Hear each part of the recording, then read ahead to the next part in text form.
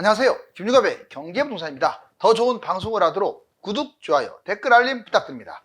IMF, 은행예금 터졌다. 이금융권 난리 났다.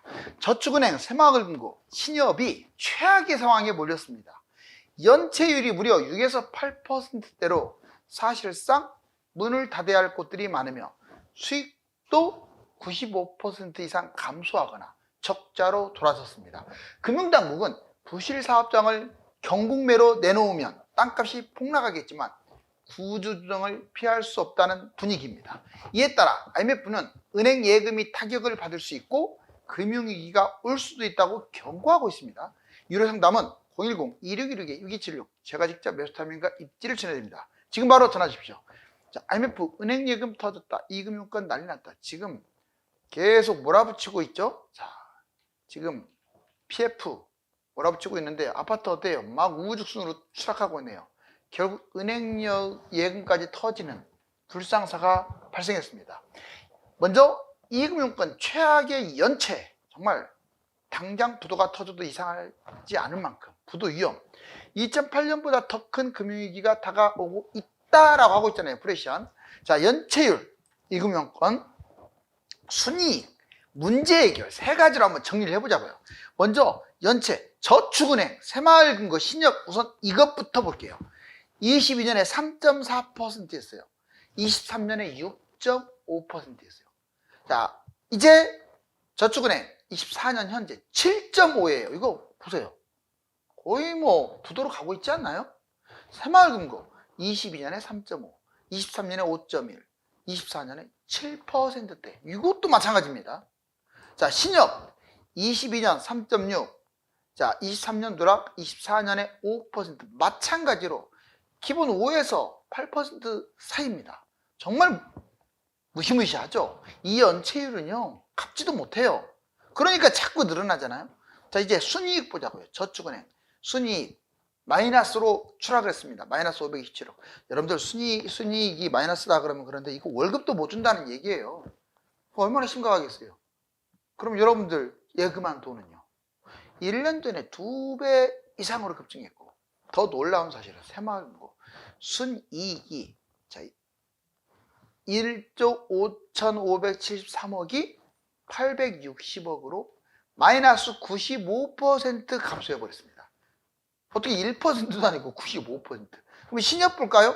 지금 상호조합이 농협, 신협, 수협, 산림조합이 있는데 그 중에서 신협이 제일 문제예요.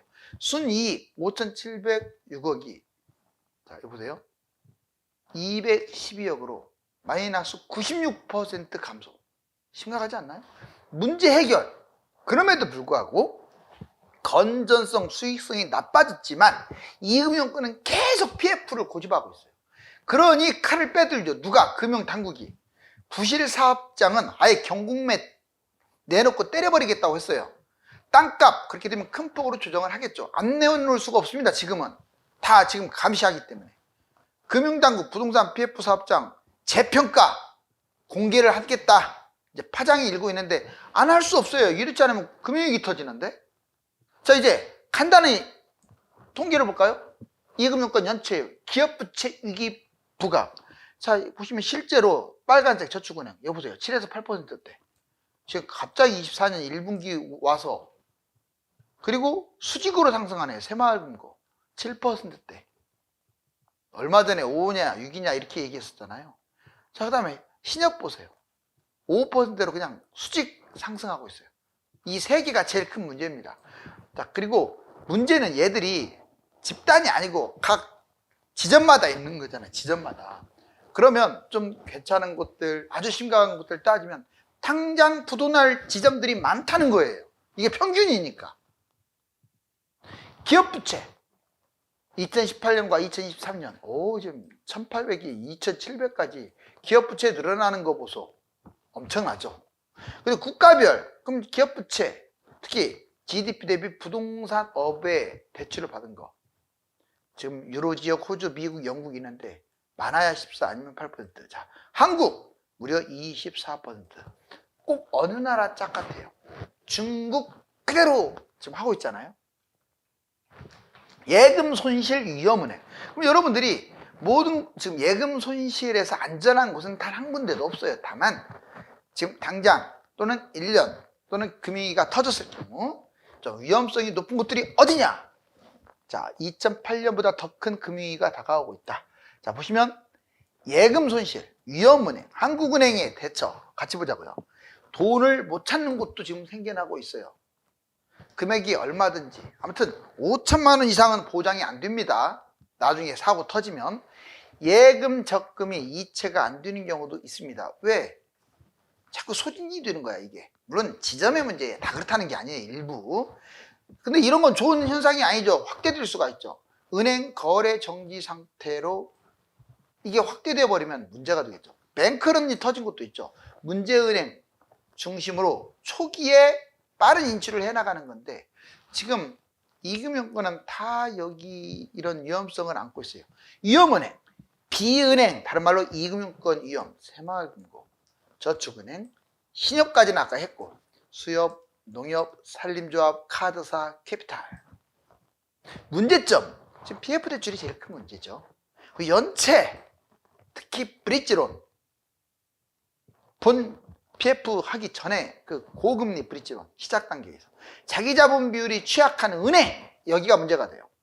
한국은행 대상 기관이 계속 지금 확대되고 있어요. 한국은행 입장에서 보면 좀 안정화되고 뭔가 다행스럽게 가야 하는데 이건 뭐 계속 위험해지는 거야. 지금 제도 개선 의결, 비은행 포함해 가지고 제도 개선 의결 하겠다 이렇게 바꿔버렸잖아요. 비은행, 이금융권, 뱅크런 위기 시 유동성을 공급하겠다. 그러니까 뱅크런 초창기 때는 막아버리겠다. 근데 이게 퍼져버리면 어떻게 막아요? 한국은행이 돈을 다 떼올 수 있나요? 공개시장 대상 운영기관 2월 1일부터 이미 비은행도 공개시장 대상에서 포함됐어요. 이제 감추거나 숨길 수가 없이 다 적나라하게 드러납니다. 모든 지표가. 자, 예적금을 깨는 곳이 는다. 특히 기업들이 그래요. 건설사만이 아니라 기업들이 지금 난립니다. 빚더미 기업들 정기예금 깬다. 웬만하면 안 깨죠. 왜? 그 이자가 얼만데. 예적금 깨서 빚을 갚는 거죠. 자, 보세요. 기업 예금 10억 초과 정기예금, 이제 좀 큰 규모가 큰 단위. 이 해지가 많이 33조나 금액이 줄었대요. 이 말은 그만큼 인출을 했다 이 말이에요. 기업 예금을. 고금리 장기화 지금 계속 진행되고 있잖아요. 언제? 지금 당장 지금 금리가 인하된 거 아니잖아요. 빚 갚기 위해서 예금을 해지하는 경우가 제일 많아요. 고금리 장기화로. 특히 건설사는 말할 것도 없고 일반 중소기업이라든가 아니면 중소상공인, 소상공인, 은행 부실 해지, 은행 부실을 해지하는 경우 원래는 적었어요. 기업 예금이. 근데 지금 많이 늘어난 거죠. 개인 예금은 가계 예금 잔액이 2023년 8.5% 오히려 늘었습니다. 해지하는 것도 있겠지만 해지하는 것보다 예금이 늘어났다는 것은 좋은 현상이죠. 근데 예금 이자가 아마 많이 작년까지 고금리니까 당연히 증가했죠. 문제는 이금융권, 뱅크런 등 이게 소문이 나면서 문제 발생 이후에 해지가 급속하게 늘어나고 있다는 거죠. 해지가 늘어나고 있다는 것은 위험한 거죠. 이금융권 봅시다. 저축은행, 새마을금고, 상호조합 해지가 제일 크고 은행과 건설사 PF 문제, 이 불안한 문제로 해지를 하고 만기까지. 근데 제 개인적 생각은 금융위기가 안 터지면 그냥 은행은 웬만하면 부도를 안 내거든요. 건설사나 기업하고 달라요. 2금융이 됐든 1금융권이 됐든 웬만하면 은행은 부도 안 시킨다고요. 왜? 소문 나가지고 얘가 부도 나면 쟤가 부도 나고 이런 문제들 때문에 그래. 이뻐서 부도를 안 내는 게 아니라. 근데 기업은, 건설사는 은행보다 그 연계성이 좀 떨어져요. 그래서 정부가 최대한 대로 도와주려고 하겠죠. 그런데 그래서 제가 무슨 말을 하고냐, 당장 뭐 부도가 안 난다 이게 아니라 지금 뭐 1년 남았고 뭐 얼마 남았는데 끌고 가야 할까요? 100%는 아니지만 만기까지 보유하기를 권장해요. 괜히 손해봐가지고 해지해서 너 때문에 손해봤다. 만기 채우고요. 그 다음에 욕심부리지 마세요. 막 은행에서 또 연장하라고 하면 돈이 많은 경우 그다음 1금융권 또는 우체국 이런 데다가 넣으세요. 또는 5천만 원씩 법인이 다른 곳에 아예 4천만 원씩 이자까지 4천만 원씩 분산시키세요. 보험 해지 1292만 원 엄청 보세요. 1292만 건이 넘어요. 보험을 해지한 거. 그만큼 경제가 지금 안 좋다는 거. 보험 약관 대출도 증가하고 있습니다. 여러분들 약관 대출 이자 세요. 해지하기는 아깝고. 그러니까 약관 대출. 이거 단계 넘어가면 해지하겠죠. 국내 생명, 손해보험사, 보험대출 대폭 축소. 지금 보면 기업예금, 개인예금, 이금융권, 보험 누구 하나 안전한 게 없어요. 자, 예금한 돈 이체도 축소한다. 지금 은행에서 지금 축소하고 있어요. 실질적으로. 금융부실 징조예요. 이게 바로 금융위기, 금융부실의 징조. 그리고 점점 신용을 높이고 있어요. 은행이야 대출 막 해주고 싶은데 신용점수 뭐 900점 이하, 930점 이하 이렇게 구분해가지고 조금밖에 안 해주거나 이자를 높이거나 아예 안 해주거나 이런 일이 벌어지고 있습니다. 자, 이체 한도 예금 빠져나가고 빚이 늘어서 의도적으로 축소하고 있어요. 자꾸 빚이 늘어나면 못 받을 것 같으니까. PF, 정책, 대환, 자영업 대출이 계속 늘어나는 원인이에요. 정부도 압박을 하죠. 이거 대출해줘라. 이거 대출해줘라. 이렇게. 특례 형태로 막 대출이 늘어나니까 짜증이 나는 거야, 은행도. 은행 손실, 금융불안 최소화하기 위해서 대폭 축소했어요. 정부의 방침을 다 따르지도 않습니다. 왜? 그랬다가는 망하겠는데. 물론 정부는 균형을 잡고 지시를 하겠지만 역마진도 대비하고 있어요. 지금 역마진이 뭐냐면 예금보다 대출금리가 더 낮아. 어떻게 된 게 예금이 더 높아. 그럼 손해볼 거 아니에요. 은행으로서는. 주담대 갈아타기, 고객 유치 빼오기에 또 사활을 걸고 있어요. 지금 그게 유행입니다. 주담대 이쪽에서 저쪽으로 갈아타기. 그러면 고객을 뺏기게 되면 은행은 그만큼 부실이 생기거든요. 단기간에. 꼭 돈을 빼가서만이 뱅크런이 터지는 게 아니에요. 은행이 뭐 자기 돈이 많은 것도 아니고. 그래서 어떤 식으로든지 서로 경쟁하고 있어요. 고객을 대상으로. 그러다 보니까 금리를, 예금 금리를 올리고 대출금리는 지금 기준금리가 이제 인하될 것이라는 기대감으로 내려가고 있잖아요. 이 역마진이 일어나는 거죠.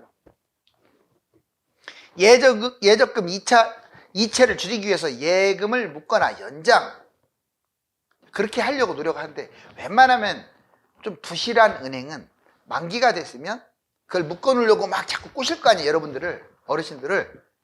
그냥 안전한 곳으로 가세요. 그때 도중에 해약하라는 게 아니라 해약은 하지 마시고. 자, 그 다음에 연체율 부실채권 5대 은행 손실채권이 여러분들이 1금융권이라고 안전하다 1000만해요. 1조나 돼요. 고정이야 4.5조예요 5대 은행 부실채권 상매각채권이 무려 4.5.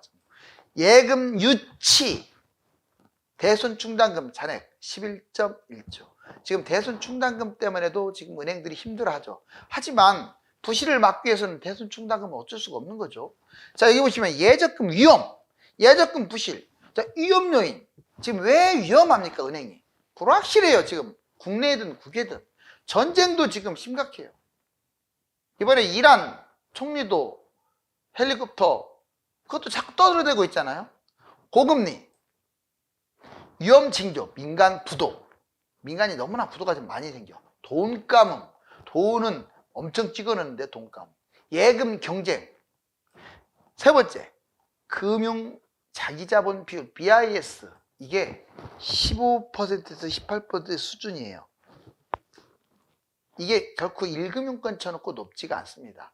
그런데 2금융권은 훨씬 자기자본 비율이 낮겠죠.